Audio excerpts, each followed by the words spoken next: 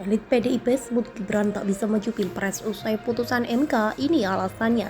Dilansir dari jakarta.detiknews.com, Mahkamah Konstitusi MK mengabulkan uji materi terhadap UU Nomor 7 Tahun 2017 tentang pemilihan umum terkait batas usia capres-cawapres yang diajukan mahasiswa Universitas Negeri Surakarta bernama Almas Sakib Biru. Elit PDIP Junimart Girsang yakin Wali Kota Solo Gibran Rakabuming tak bisa maju di Pilpres pasca putusan MK. Junimart mulanya menyampaikan putusan MK yang sudah dibacakan tidak lantas langsung berlaku. Namun menurut Junimart harus ditindaklanjuti DPR atau Presiden sehingga tidak otomatis berlaku.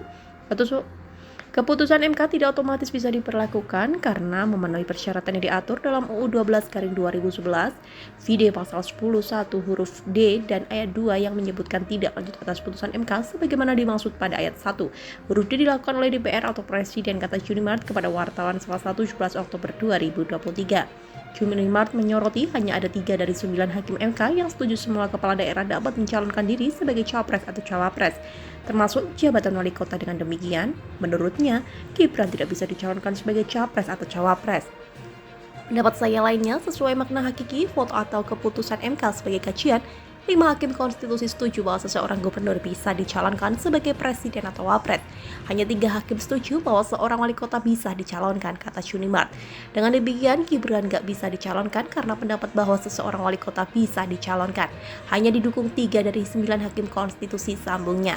Junimart mengkritisi putusan MK itu bersifat ultra petita sehingga cacat hukum, sebab menurutnya MK telah menambah muatan hukum yang di luar kewenangannya di dalam putusan itu. Justru karena itu ada 3 hal pokok yang krusial patut dikritisi. Pertama, keputusan tersebut ultra petita melebihi apa yang dimohonkan pemohon. Kedua, keputusan MK menambah muatan hukum yang bukan menjadi kewenangan MK. Ketiga, secara vote tentang kepala daerah atau wali kota hanya didukung 3 suara dari 9 hakim MK, katanya. Putusan MK ultra petita cacat hukum karenanya batal demi hukum, lanjut dia. Lebih lanjut, Junimart menyampaikan sampai saat ini DPR masih menjalani masa reses. Dia mengatakan muatan hukum baru mengenai syarat kepala daerah dalam amar putusan MK itu wajib ditindaklanjuti dahulu di DPR atau Presiden. Saat ini DPR masih masa reses sampai tanggal 30 Oktober 2023. Yang pasti, putusan MK ini tidak bisa diberlakukan mengingat UU 12/2011 sebagaimana dipersyaratkan pasal 10(1) huruf D dan ayat 2, kata Junimart. Mengingat UU 12/2011 pasal 10 ayat 1 huruf D dan ayat 2 disyaratkan tindak lanjut putusan MK dilakukan oleh DPR atau Presiden.